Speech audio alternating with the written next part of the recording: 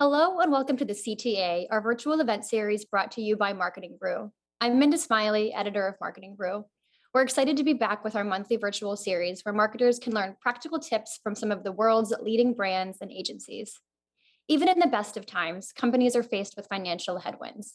COVID times have brought about additional mass uncertainty and stress inducing variables when it comes to business decisions, especially budgeting and planning.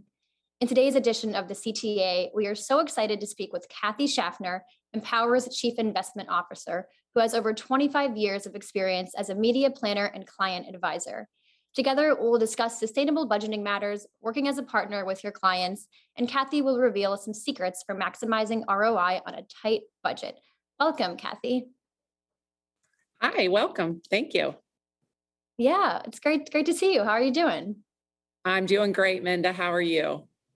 I'm good. I'm Good. looking Great. forward to the conversation. I am too. It's great to be here today and such an exciting topic. So looking forward to it.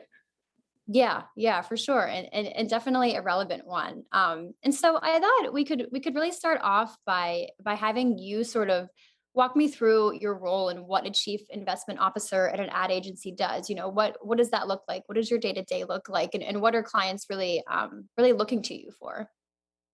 Yeah, sure. So as you mentioned in the opening, I've been doing this for a little over 25 years. So I have seen a great deal and a great deal of change. And I will say there's never been a more exciting time to be in this industry and to be a chief investment officer.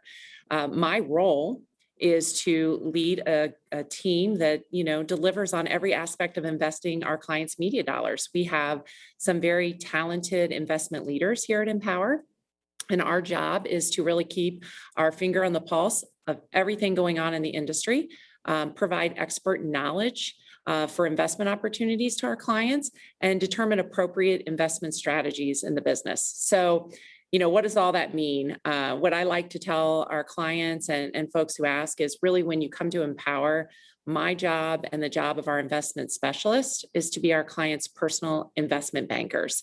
Their money is very, very important, and how they spend it is incredibly important. And so we just safeguard to make sure that every dollar spent has a return on value and a return on driving the business. But it's pretty exciting. So obviously my job very relevant to the topic here today. Yeah, for sure. And kind of before we get into it, can you kind of briefly walk me through who some of Empower's clients are? Sure. So Bush Beans is one of our clients. We also have Ashley Home Store. We have Brooks Running Shoes, Famous Footwear, Fifth Third Bank, and The Body Shop. We also have GNC, some other leading clients, Rock, the Newell brands, which we recently began partnering with this year. And so hopefully what that tells you is a pretty broad, swath across different industries and categories that Empower works with. So it's very exciting to get to see the whole full realm. Yeah, for sure. Quite a mix there. And Yeah, so good I mix. think Yeah. as someone, I've been covering writing about this industry for about 7 or 8 years now, and something that has always like as an outsider kind of looking in, something that's always sort of amazed me is how, as you're looking at this massive landscape of all these different ways you can advertise, how do you really advise them on where they should put that money? Sure. So you're right. The options are endless.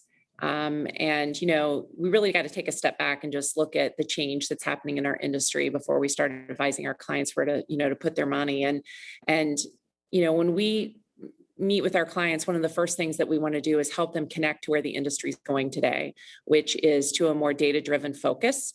Today, no matter where you place your ad dollars, large budget, small budget, the demands are there still to have agility in how you're spending your dollars, now more so than ever as we come out post-pandemic.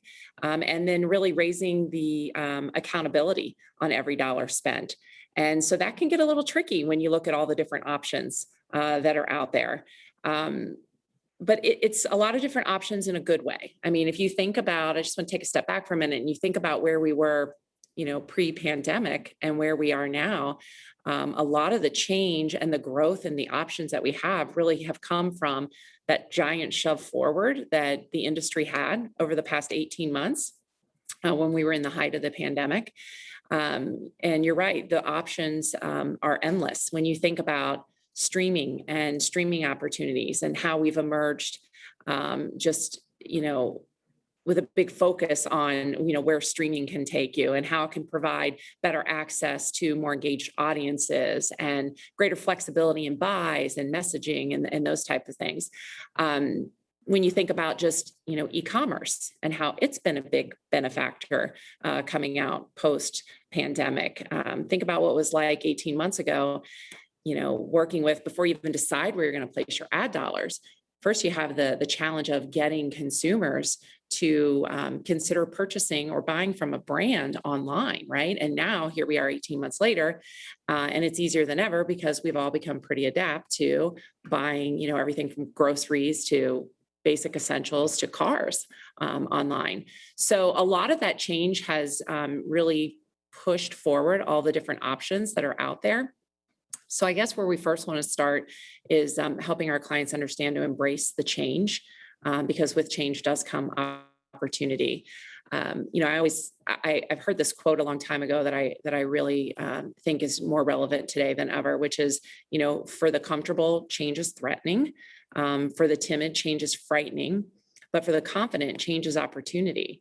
So when we work with our clients about where to place their budgets, whether it's a large budget or small budget, or no matter what category or industry they're in, we first start with helping them get confident in the approach of pushing themselves outside their comfort zone and trying, new opportunities.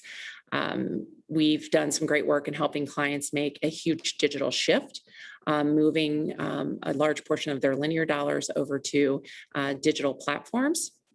Or even doing a shift where they are maybe taking more of a creator mindset and embracing some of the new up and coming emerging media platforms like TikTok. Yeah, that makes a lot of sense. And kind of going off of that last bit you said about taking advantage of emerging platforms like TikTok. I think what I find interesting is how, especially if you're a client on a smaller budget, how do you sort of determine like how much of what you're doing should be organic versus paid? I mean, most of these apps and platforms, you can put your ads on there, you can put content on there, you don't have to spend anything, but obviously spending can help a lot. So can you kind of walk me through that, sort of how you help clients decide, what should be organic versus what should be paid? Sure. So we have a pretty rigorous process, really, that helps us decide where every dollar is spent, whether it is paid or organic. And it really starts back with, balancing reach and targetability. But even before that, it's taking more of an audience first, data driven approach, and where we go. There's always, no matter what platform you use or if it's paid or organic media opportunities, we look for ways to drive awareness for our clients, to drive sales, and then marry that with the benefit of really getting closer in audience targeting. A lot of, how we go to market and using, whether it's paid or organic, is just about breaking the traditional silos of how you approach, the different channels that you're going to be in. Looking at our clients, brand campaigns and objectives and budgets and timeline, we can help determine what the right mix is. And we've got some really great proprietary tools that help us understand how to go to market and how much of our budget should be paid versus organic. Okay. And can you kind of talk me through some of those tools and sort of how maybe with an example of like how a client could use one to sort of determine how their spend should be placed? Yeah, certainly. So we have a proprietary tool that we call Emerge. And basically what it allows us to do is focus on kind of an underrepresented or neglected part of the consumer journey. So if you think about every, marketing campaign or every consumer funnel has like a beginning and it has an end. And what we believe is we're looking to best, allocate our clients' budgets is that there's kind of an underserved middle. And we call that middle the mojo. And basically what it allows us to do is, obviously take the right steps to build brand awareness at the top of the funnel and conversion at the bottom. But we can use data and an audience first approach to really capitalize on that mojo, what's going on in the middle of the journey, where you have consumers in market who are sending us data signals about impact moments in their lives that we can capitalize on. We can reach them and target them through an audience first approach in planning and activation. And then we can help deliver the right message to them at the right time so that we can drive conversion down that funnel. But this proprietary tool that we have is really serving, like I said, kind of a new battleground for conversion, which is happening in the middle of the journey. And it's been pretty successful. So just a couple of, recent clients that we have implemented the Mojo approach for. We've seen on average right out of the gate 10, 12% increase in their business metrics on average. And it's really a way to be able to use the client's data and to use the audience data and audience signals that we're getting in the market to be able to, like I said, get that right message to the right audience at the right time. And it's really helped us find new ways to use, different media strategies, maybe new ways to use video or new ways to think about an audio strategy or a social strategy or even a digital strategy. So it's been incredibly important for helping us determine that mix. Okay, totally. That makes sense. And going back to something you said earlier, you mentioned e-commerce. I think we all, most of us know it became huge over the past year and a half. It was already becoming a bigger industry, but of course, with the pandemic, staying home, a lot of businesses just really sort of started to ramp up their e-commerce strategies. And I'm interested to know. I mean, you mentioned Bush Beans as one of your clients. Like, to me, that's very much an example of a brand that people buy in store. They go to the grocery store, they buy their beans. I mean, so I'm interested to know, like, for maybe clients that kind of fall more into those kind of categories that really were largely dependent on in-person buys and whatnot, sort of how you've helped them with their e-commerce strategies, especially as they look at their marketing budgets and their media spend. How much do they want to allocate to making sure that, not only that that they can sell their product on these platforms, but that they're doing enough advertising around it to direct people to platforms where they can more easily buy these types of products that they're maybe not totally used to buying online. Yeah, so interesting that you picked Bush Beans because they've had probably one of the most interesting journeys throughout the pandemic. You're right. Traditionally you think about purchasing your bean product in store. But today, a large portion of those purchases are coming online or through click to order, not even actually going in and selecting off shelf. So being able to drive a commerce strategy has been incredibly important for Bush Beans. Largely what we've been helping them do is ramp up their first party data so that when we do go to market in some of these new and alternative platforms, we are speaking directly to the bean purchaser or potentially a heavy bean user or maybe a lapsed bean user. We also have done a lot of competitive conquesting for them from an e-commerce standpoint to maybe go after some of the competitors, customers that maybe have never tried Bush Beans, a lot of trial and error. So a lot of it has been driven around helping them get the data they need to have a commerce and online strategy. And I think one of the things that's made it be so successful, besides the use of data, is like I mentioned in the beginning, this will shift an industry where consumers are more comfortable buying anything online, whether it be a can of beans or a pair of running shoes or even an automobile. So it's really all centered around data and helping build up that commerce strategy for them. Okay, yeah, that makes a lot of sense as well. And as you can see, my cat has decided to You have join a us in this friend. talk media.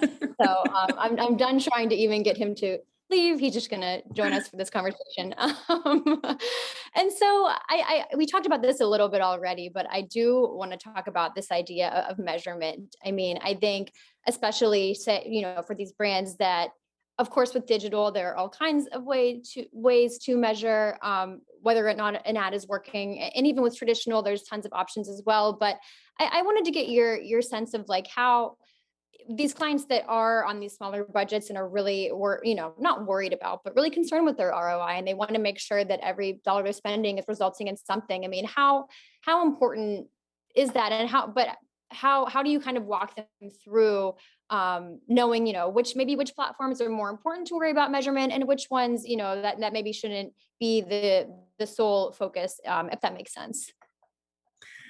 Yeah, it does. I would say that every platform, it's important to worry about measurement, right?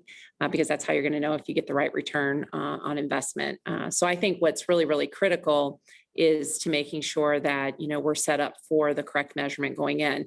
A couple of things have changed as we've emerged from the pandemic, and that is how we measured things prior or during the height of the pandemic is very different than what we're doing now. So I would say, first and foremost, measure every dollar that you spend. Find a way to measure in every single platform that you are using, but recognize that measurement has changed pretty dramatically. So, I'm going to think about it in terms of, a retail situation. Measurement tactics that may have been showing you that was driving your business prior to where we are now, post-pandemic, things like fast sales tactics and promotions, and the ways that we used to measure TRP levels in linear media that would drive an incremental or immediate bump in sales aren't working any longer. So I think the key, besides measuring everything, is to set up the right benchmarks.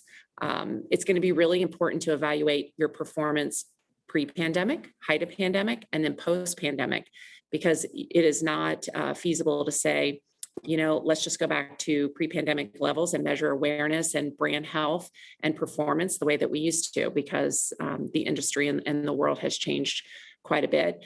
But I think, when we talk about measurement, one of the key points that's really important is, and is going to be key in better client measurement, is really this whole idea around first party data readiness. It's a big focus for us. It's a big focus for us with our clients. The importance of each brand building and having a very robust CRM database is going to help for targeting and audience identification in the future. And it's going to be critical to any measurement success for any brand.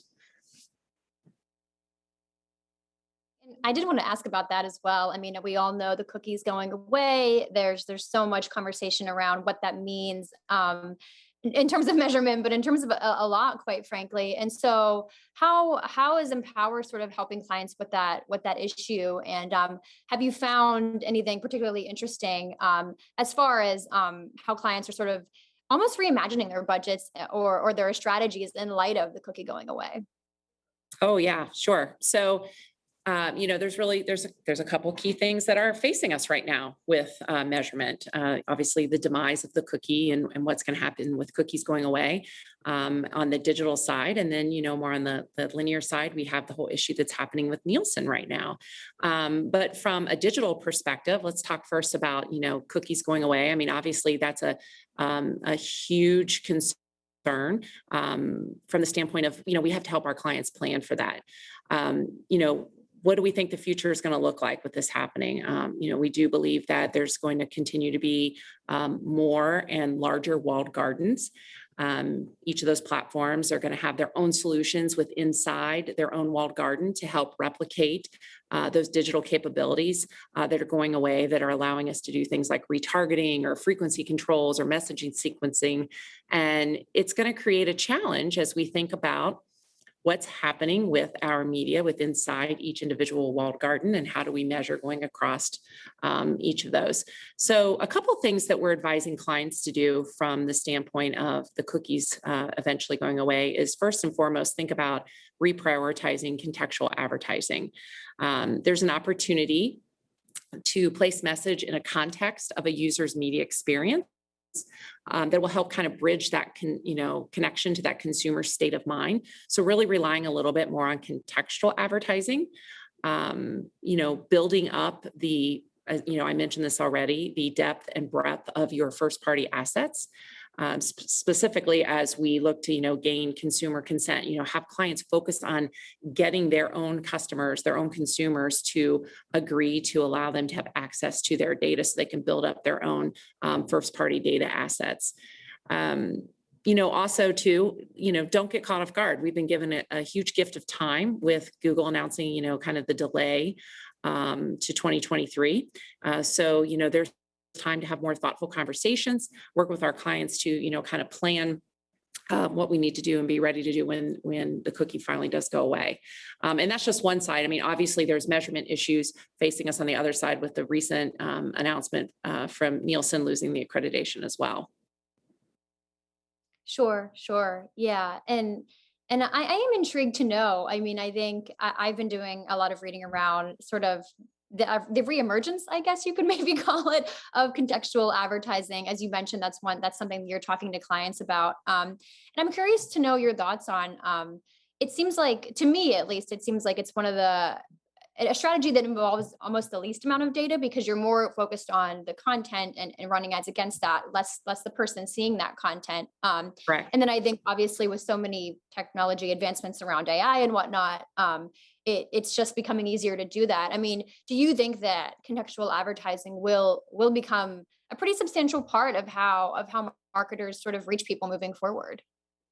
I do. And I think what we're going to see, my prediction is that what we're going to see is this shift to becoming more of a creator mindset and not making it so, the purchase of media or getting your message in front of the consumer, to your point, completely reliant on data, but a little bit more reliant on the message and the content. And I think you're going to have to see the shift to having a tighter connection between creative and media, so that that content can become king. And then we'll start doing things like developing creative mind concepting that will resonate with consumers, but then also following the content and not necessarily the audience in some cases, or the channel or the device. So I do think that over the next, 12 to 18 months, you're going to see an increased focus on contextual advertising, and you'll see an increased focus on content and content becoming king. Yeah, yeah, for sure. And so kind of broadening the conversation a bit, back to this idea of tight budgets, stretching a dollar. Mhm. Do you find that there are kind of trends across industries? I mean, I know it's probably so dependent upon the client, but have you found that there are certain industries where budgets tend to be tighter, or marketing dollars just don't seem to flow as freely, and sort of you have maybe some advice for maybe some people in the audience that of how you can help them get around some of these issues and make sure that the dollars they are spending are working?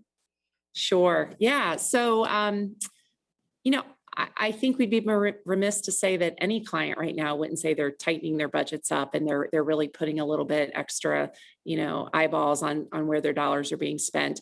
The theme, and I kind of opened with this, is really around change and being able to break the silos of how you're going to market, and rethink how you're currently buying media. So some of the advice that we've been giving our clients are moving away from historical norms, or beliefs that a certain level of TRPs or impressions on linear media or in digital properties are going to be needed to drive your business. Moving away from this old historical norm that you have to be live in a certain number of media channels to see positive performance. Focusing on the ability to, own a specific audience, or going the opposite way and broadening buying demos to, help mitigate rate of change in certain areas. I mean, that's been huge as you think about trying to stretch clients' dollars further, rethinking about what your actual currency is when you're in the market buying, and a different way to look at that. Rethinking, ways to, use tried and true media like unwired media, not so much from a pure efficiency play, but to be more of an effective way to reach an audience. Thinking further about the diversification in media, and really just shifting your media mix. So I want to give you a really quick example of something that we've done that I think has been incredibly successful, and that is helping our clients make the shift away from tried and true linear tactics into a more digital focused strategy. And one of our large retail clients that we have that operates retail stores across the US, they supply home products. They came to us with a predominantly linear budget. About 80% of their budget was focused in, linear properties. And, we kind of gave them an entire, mindset shift, and moved them into their first ventures into online video and OTT and display, and helped them take advantage of all of this new opportunity. And we gave them a new media mix that was digital first. And we converted, from that 80% of linear spend to over half their spend being in digital properties and embracing some of these new platforms. And this large retailer of ours saw it as a huge success. They reported, some of the highest quarterly net earnings in the company's history. Within, 1 year, we saw same store sales growth by 19%. Their return on investment increased, over 84 points. And they really just made that whole shift to embracing the change, breaking out of their comfort zone of what they know has been tried and true in the past, allowing us to shift their strategy into more digital properties and new emerging media. And they saw the success from those in the metrics that they had. Wow. Well, honestly, just from that last response, I feel like I could ask you questions literally all day, but I know we're kind of running out of time. So I think we're going to pivot to a few audience questions. Okay. And, and this first one from Haley, who works in marketing at a healthcare company, I think is really interesting. She asked, how do you encourage higher up management to increase monthly spending for marketing purposes when they don't want to? So I think she's saying, if you're a lead marketer of a company, you're a CMO, how do you convince everyone else that that marketing is worth it and should have money dedicated to it?